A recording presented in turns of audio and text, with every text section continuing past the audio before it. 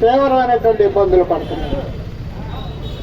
కార్మిక వర్గంగా చూస్తే 1921 trade union act, 1926 trade union act ప్రకారంగా కార్మికుల సంఘాలు పెట్టుకునేటువంటి హక్కుని ఎవరిచ్చారు ఈ దేశంలో పాలకులు?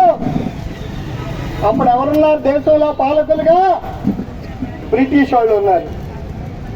మన పోరాటాలకు భయపడి బ్రిటిష్ వాడు ఆ చట్టం ఇచ్చారు.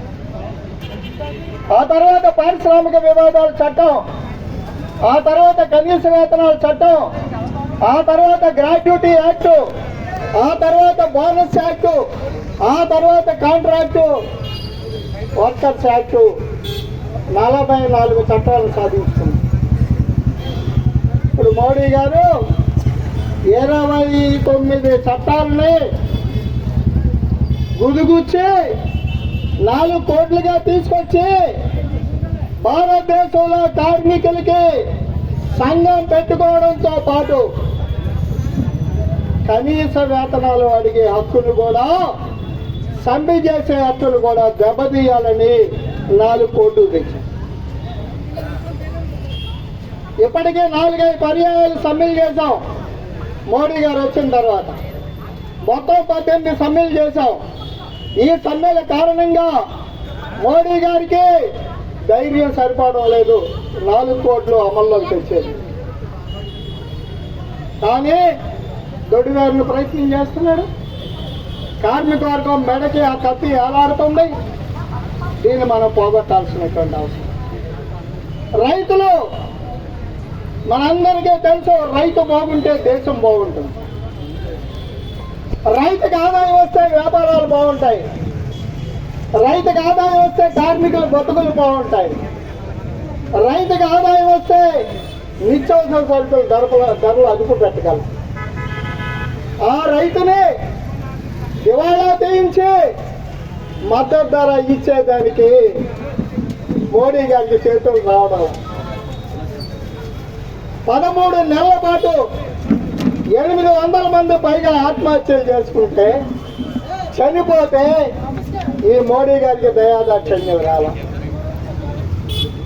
ఇంకోటి తెలుసండి, మోడీ గారు బీజేపీ పనులు ఎలా ఉంటాయంటే, మన ఇళ్లలో సామెత చెబుతాం.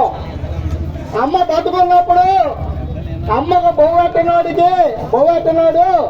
తినతల్లికి చీర పెట్టాడు.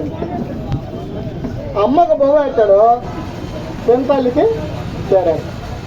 ఇప్పుడు బీజేపీ మోడీ గారు అదే చేస్తున్నాడు.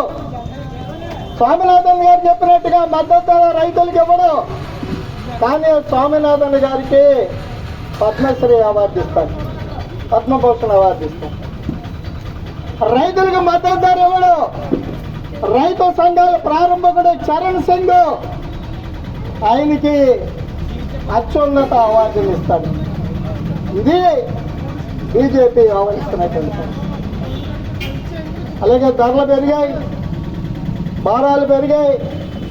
దేశ సంపద ఆదాని అంబానీలు కట్టబెడుతున్నాడు. దేశంలో సంపద, ప్రజల సంపద తరిగిపోతుంది. బ్యాంకుల్లో పౌరబాకీల్ని రద్దు చేస్తున్నాడు. కార్పొరేట్ వాళ్ళ ప్రయోజనాలు కాపాడుతున్నాడు. చాలా విషయాలు చెప్పచ్చు. అవన్నీ నేను చెప్పి విసిగించను. కానీ సిఐటియు దేశవ్యాప్తంగా ఈ మోడీని ఓడించకపోతే భవిష్యత్తులో కార్మిక సంఘాలు బతకవు. మోడీని ఓడిస్తే సరిపోద్దండి. ఎవరిని ఓడించాలి? మోడీని బలపరిచేటువంటి పార్టీలు ఆంధ్ర రాష్ట్రంలో ఏమున్నాయో వాళ్ళని కూడా ఓడించాలి. ఇది మేడే సందర్భంగా మన సీఏకి ఇచ్చిన పిలుపు. మోడీని బలపరిచే తెలుగుదేశం, జనసేన ఈ పార్టీలనే కాదు, మోడీని బయట పెడతాడు, పార్లమెంట్లో పొగిడేటువంటి